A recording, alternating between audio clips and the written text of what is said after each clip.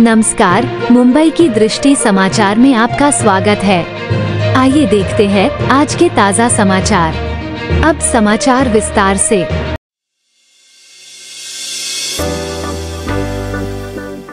संजय निरुपम का संजय राउत पर हमला।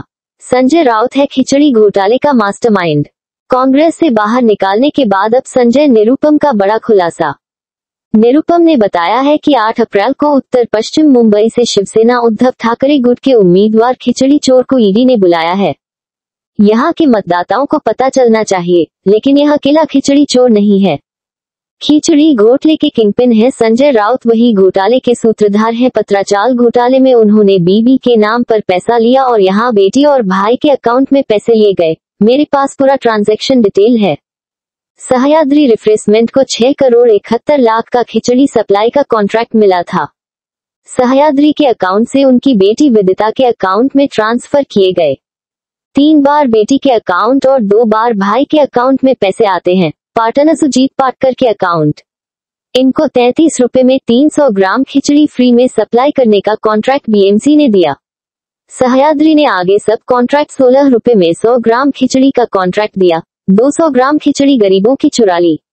इसके अलावा पशियन दरबार के किचन को अपना किचन बनाकर कॉन्ट्रैक्ट लिया।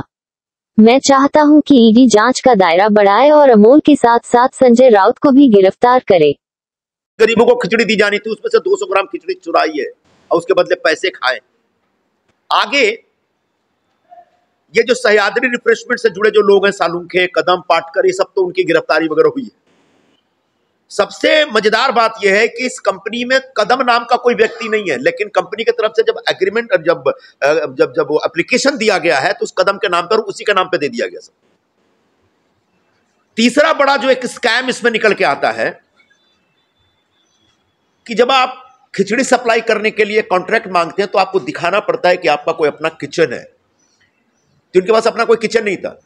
उन्होंने जोगेश्वरी एसवी रोड पर, जोगेश्वरी गोरेगांव के बीच में जो एसवी रोड पर जो पर्शियन दरबार रेस्टोरेंट है, उस रेस्टोरेंट के किचन को अपना किचन बता दिया। उस रेस्टोरेंट के किचन को अपना किचन बता करके खिचड़ी सप्लाई करने का कॉन्ट्रैक्ट ले लिया। बाद में जब छानबीन शुरू होती है तो पर्शियन दरबार के मालिक को उठाया जाता है, बुलाया जाता है। वो बोलता है मुझे कुछ पता ही नहीं है, मेरे साथ किसी प्रकार का कोई एग्रीमेंट नहीं, कोई करार नहीं है। यानी एक बहुत बड़ा फ्रॉड किया है सह्याद्री रिफ्रेशमेंट ने खिचड़ी सप्लाई का कॉन्ट्रैक्ट हासिल करने के लिए। यह आगे जाके समझ में आता है। पर्शियन दरबार के मालिक ने अपना एफिडेविट दे दिया है। पर्शियन दरबार के मालिक ने अपना एफिडेविट दे दिया है कि मेरा सह्याद्री रिफ्रेशमेंट से कोई लेना देना नहीं और मेरे किचन का कोई उपयोग नहीं हुआ। यानी पर्शियन दरबार के किचन को बता करके सह्याद्री रिफ्रेशमेंट ने खिचड़ी सप्लाई करने का 6-6.5 करोड़ का कॉन्ट्रैक्ट लिया और खुद सप्लाई नहीं किया, किसी को सब कॉन्ट्रैक्ट दे दिया और उसमें चोरी की। यह सब तब हो रहा था जब उस समय के मुख्यमंत्री महोदय हर दूसरे तीसरे दिन फेसबुक पे आके अपना रुआंसा चेहरा दिखा के यह दावा करते थे कि मैं मुंबई के गरीब नागरिकों का, गरीब मजदूरों का ख्याल रख रहा हूं। जब लोगों की जान जा रही थी, जब लोग खाने को तरस रहे थे, जब लोगों के पास गांव जाने की जगह नहीं थी, कोई माध्यम नहीं था, कोई साइकिल से जा रहा है, कोई पैदल जा रहा है, जब हमारे मजदूर, जिस जमाने में हमारे मजदूर ट्रेन के नीचे आके कट जाते थे भंडारा के आसपास, उस समय ये शिवसेना उबाठा के लोग उन गरीब मजदूरों के लिए जो आवंटित या सप्लाई की जाने वाली जो खाद्य सामग्री थी उसमें घोटाला कर रहे थे। और इसलिए मैं ये चाहता हूं कि आज ईडी वाले जो छानबीन कर रहे हैं, उस छानबीन का जो पूरा एम्बिट है उसको थोड़ा फैलाएं और यहां के उम्मीदवार के साथ साथ सह्याद्री रिफ्रेशमेंट ने जो घोटाले किए हैं उस घोटाले के लिए संजय राउत को गिरफ्तार किया जाए, क्योंकि मुख्य सूत्रधार, मेन किंगपिन वही है इस घोटाले के। उन्होंने अपने परिवार के नाम पे सह्याद्री रिफ्रेशमेंट से जो कमीशन खाया, जो चोरी की है, वो अपने आप में एक बहुत ही अमानवीय और बड़ा निर्दय किस्म का क्राइम है, अपराध है। आदरणीय शिवसेना प्रमुख बाला साहब ठाकरे जी ने एक पार्टी स्थापित की थी गौर गरीब लोगों की सेवा करने के लिए। जो जरूरतमंद है उनके लिए हमेशा शिवसेना खड़ी रहती थी। ऐसे शिवसेना का झंडा लेकर के, भगवा हाथ में लेकर के, जिस प्रकार से संजय राउत ने घोटाला किया और गरीब लोगों की खिचड़ी लूटी है, उसके लिए ईडी को अपनी जांच का पूरा एम्बिट बढ़ाना पड़ेगा और संजय राउत को के खिलाफ एफआईआर करते हुए, प्राथमिकी दर्ज करते हुए उनको गिरफ्तार करना पड़ेगा। तब जाके समझ में आएगा मुंबई के तमाम लोगों को, खासकर मराठी भाषी के लोगों को, जिनके नाम पर ये राजनीति करते हैं, राजकारण करते हैं और कहते हैं मराठी माणसाचा न्याय यानी हक्कासाठी, और वो उनके नाम पे राजकारण करके गरीब लोगों के भोजन में लूट मचा रहे हैं और उसमें से दलाली खा रहे हैं। तो आज जिस खिचड़ी स्कैम की जांच हो रही है, उस जांच का विस्तार बढ़ाया जाए, यह मांग मैं करने के लिए यहां पर उपस्थित हूं। उम्मीदवार महोदय ने कहा है कि मैंने नॉनवेज छोड़ दिया है जेल जाने के लिए और नए कपड़े भी सिला लिए। जेल में जो कैदी जाते हैं वहां पर जेल वाले खुद कपड़ा देते हैं, अपना कपड़ा लेके जाना नहीं पड़ता है, और वहां भी नॉनवेज मिलता है। ऐसा नहीं है कि वहां नॉनवेज के बगैर जान निकल जाएगी आपकी। तो ये जो फालतू ड्रामा और सहानुभूति लेने की जो कोशिश है वो सरासर गलत है। मैं आपके माध्यम से पूरे उत्तर पश्चिम के लोगों से आह्वान करूंगा कि आपके सामने महाविकास अघाड़ी की तरफ से, इंडिया अलायंस की तरफ से, शिवसेना उबाठा की तरफ से जो उम्मीदवार आया है वो खुद तो खिचड़ी चोर है और उसको जिन लोगों ने उम्मीदवार बनाया है वो भी इस खिचड़ी चोरी में एक अभियुक्त है, और इसलिए आने वाले दिनों में उनको एक सबक सिखानी पड़ेगी, उनको एक लेसन सिखाना पड़ेगा। चुनाव बहुत नजदीक है और उस चुनाव में मुख्य तौर पर इसी विषय पर बाहर निकलिए और भाषा के नाम पे, धर्म के नाम पे बंटने के बजाय जिन्होंने गरीब की खिचड़ी खाई है ऐसे लोगों को हमेशा के लिए पराजित करिए, ऐसे लोगों को हमेशा के लिए सजा दीजिए। ये मेरा आह्वान है आप सब। उसके बाद अब आप सहयोगी दल नहीं रह गए उबाठा के साथ, इस वजह से ये आरोप लगाए जा रहे हैं। और अगर क्या आपको कैंडिडेचर मिलता है इस सीट पे, अंधेरी से, नॉर्थ वेस्ट सीट से, तो आप इस मुद्दे को लेकर मैदान में उतरेंगे, क्या स्टैंड? मेरा तो पूरा चुनाव का मुद्दा यही होगा।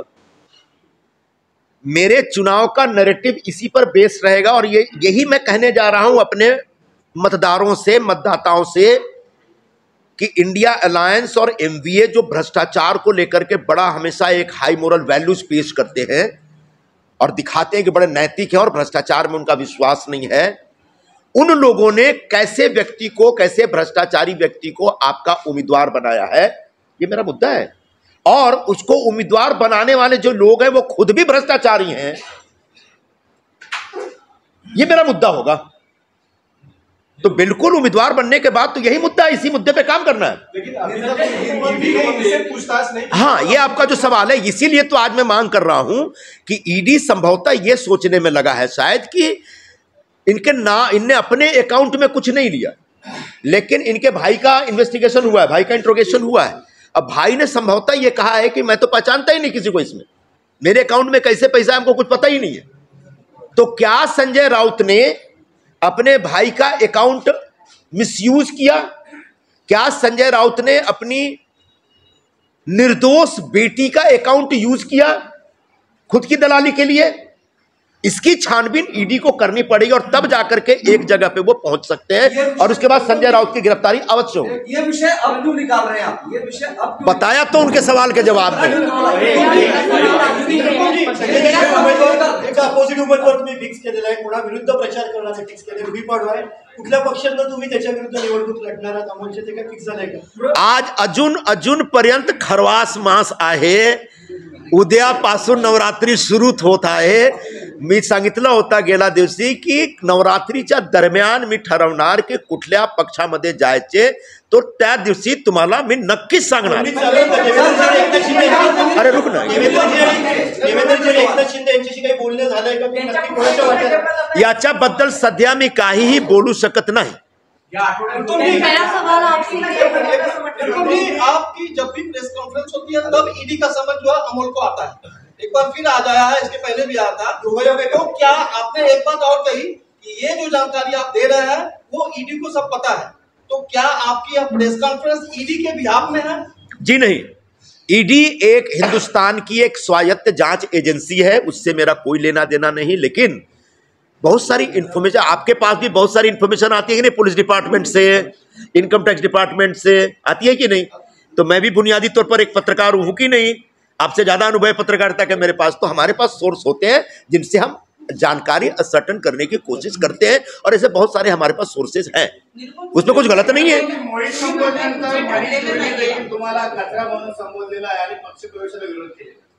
काय नाही बोलू दे, ज्यांच्या बोलायचं आहे ते. लोकतांत्रिक देश आहे बाबा, लोकशाही आहे, सर्वांना अधिकार आहे स्वतःची भूमिका ठेवण्याची, स्वतःच्या एक वक्तव्य जारी करण्याची. देऊ द्या, काय हरकत नाही. पण एक मिनिट पण मला माहितीप्रमाणे मी सांगतो की त्यांनी सांगितलं की आम्ही मराठी समाजाच्या विरोधात काय केलं. आम्ही कधीही मराठी समाजाच्या विरोधात जाऊ शकत नाही. आम्हाला आश्रय या शहरात मराठी समाजाने दिलेला आहे. माझी बायको मराठी आहे, आधा कुटुंब मराठी आहे माझ्या घरी. पण मराठी समाजाचे नावाने, मराठी भाषिक लोकांचे नावाने जर कोणी चुकीचा कृत्य केला तर त्याचा मी विरोध करणार. त्याचा मी विरोध केला होता, म्हणजे तो कृत्याचा विरोध आहे, समाजाचा विरोध नाही होऊ शकत. आज समजा मी संजय राऊतच्या विरोधात बोलतो म्हणजे का मी मराठी समाजाचा विरोध बोलतो? बाबा त्यांनी एक स्कॅम केलेला आहे आणि स्कॅमचा जो त्यांच्याबद्दल जो माहिती आहे तो मी तुमच्याकडे उजागर करतो. आता बोलणार की नाही मराठी समाजाचा विरोध संजय निरुपम बोलतो? नाही, मराठी समाजाच्या प्रति माझ्या मनात सन्मान आहे आणि असणार. तो याच्यावर कोणी काही बोलू नये. पण मराठी समाजाच्या नावाने जर तुम्ही कोई चूक केला तो माझा दायित्व आहे त्या विषयावर बोलण्याचा. मेरा सवाल आपसे ये है, जब एनडीए की सरकार थी, बोल दिया उस दिन, बोल दिया. जब एनडीए की सरकार थी, आप भी इस कांग्रेस के उनके हिस्सा थे, ठीक है, तब उस टाइम क्या आपको इस चीज के बारे में नहीं पता था कि इतना बड़ा घोटाला आ रहा है, इतना बड़ा स्कैम हो रहा है? तब आपने जांच नहीं की थी? आपको मैं थोड़ी जांच करूंगा. मतलब आपको पता नहीं था, तब आपने ये सब चीजें क्यों? मैं जब एमबीए का हिस्सा था तभी तो मैंने कहा था कि खिचड़ी चोर के लिए हम प्रचार नहीं करेंगे, और उसके बाद मैंने खिचड़ी चोरी कैसे कैसे हुई उसकी कुछ जानकारी हासिल करने की कोशिश की, उसको मैं विस्तार दे रहा हूं.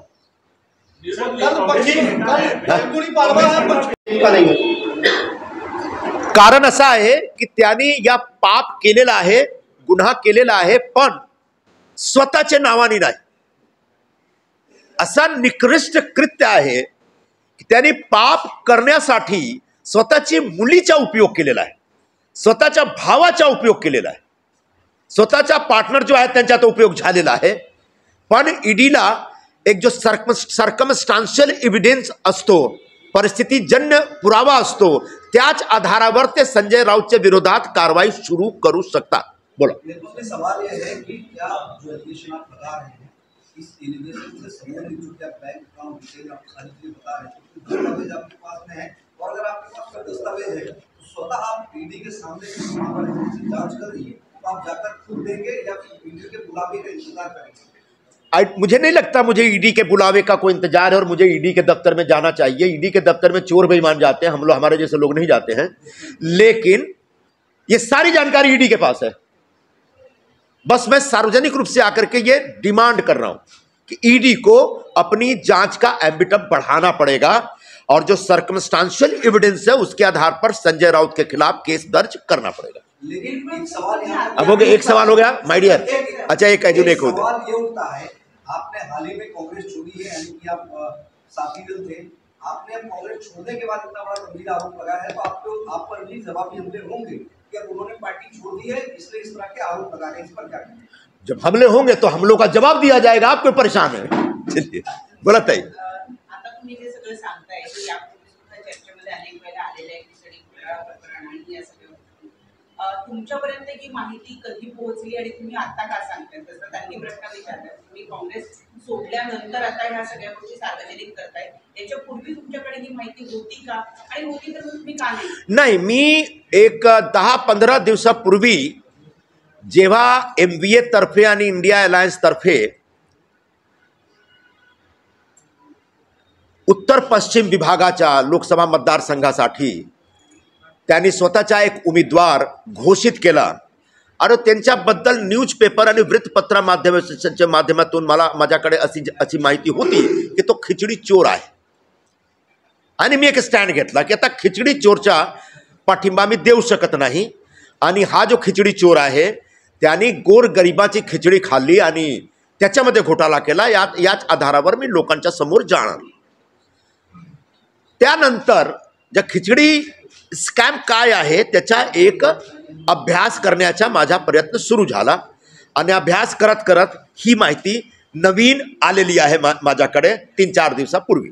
प्रश्न तोच येतो की तिने विचारला, प्रश्न तोच येतो की तुम्ही या सगळ्या गोष्टीमध्ये तुम्हाला महाविकास आघाडीकडनं उमेदवारी मिळाली नाही, तुमच्या समोर अमोल कीर्तीकर हे उमेदवार आहेत.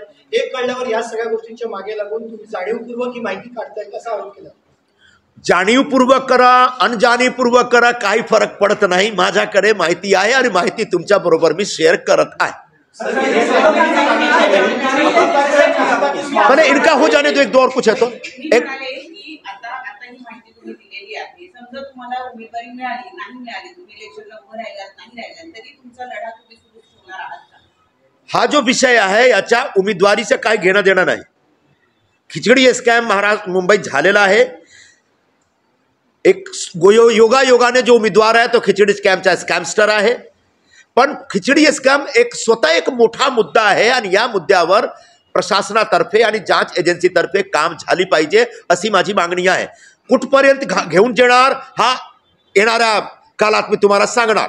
बोलो. सफाई दी है, उन्होंने कहा कि मुझे बदनाम करने की कोशिश की जा रही है, आप इसको क्या? देखो जी, मैं तो मेरी शुरू से भूमिका रही है किसको क्या खाना है क्या पहनना है उसका व्यक्तिगत उसका निर्णय. तो किसी के खाने पे और किसी के पहनने पे, किसी के जीवन का जो निजी आचरण होता है उसके ऊपर बहुत ज्यादा टीका टिप्पणी करने का कोई अर्थ नहीं. हम लोग इसका समर्थन नहीं करते. अब तुम जरा मी सांगितलं होता की जरा नवरात्री सुरू होऊ द्या आणि नवरात्री 9 दिवसाचा असतो आणि त्या नवरात्रीच्या दरम्यान काहीतरी एक योग्य निर्णय आम्ही घेणार. सर, हिंदी में जानना चाहेंगे, क्या अभी तक कोई आपने निश्चित किया है, क्योंकि मुख्यमंत्री से भी मुलाकात की खबरें आ रही हैं, ये भी जो है कयास लगाए जा रहे हैं कि आप उनके जो है उनकी तरफ से उत्तर पश्चिम सीट से लड़ेंगे, इस तरह के भी कयास लगाए जा रहे हैं. तो क्या फॉर्मली किसी पार्टी को ज्वाइन करने के लिए डिसीजन आपने लिया है अभी तक? अभी भी आज भी खरवास का आखिरी दिन है. मैंने तभी बोला था कि नवरात्रि के दरमियान इसके बारे में कोई एक फैसला करेंगे. अभी जो कुछ आप कह रहे हैं महज कयास है और जब तक एक कयास है तो कयास ही रहेगा. जब ये सत्य में परिवर्तित होगा तो मैं निश्चित तौर पर सभी लोगों को बताऊंगा, लेकिन फिलहाल ऐसा कोई फैसला नहीं. तुम्ही पत्रकार सुद्धा होते, तुमचे सोर्सेस काय? तुमचे सोर्सेस सांगा, उत्तर पश्चिम मतदारसंघ महायुतीमध्ये एकनाथ शिंदेची शिवसेना लढवली तर जिंकेल की भाजपा लढवली तर जिंकेल? कोणाकडे विनिंग कॅपॅसिटी जास्त आहे? दोघांकडे आहे. झाडावर काढायचंय की हरभऱ्याच्या झाडावर काढायचं की चिखलामध्ये ऋतू पडायचं, कुठे ठरवलं? मी ठरवणार कुठे जायचे कुठे पडायचे, मीच ठरवणार, बटट्टीवार नाही. ठीक है.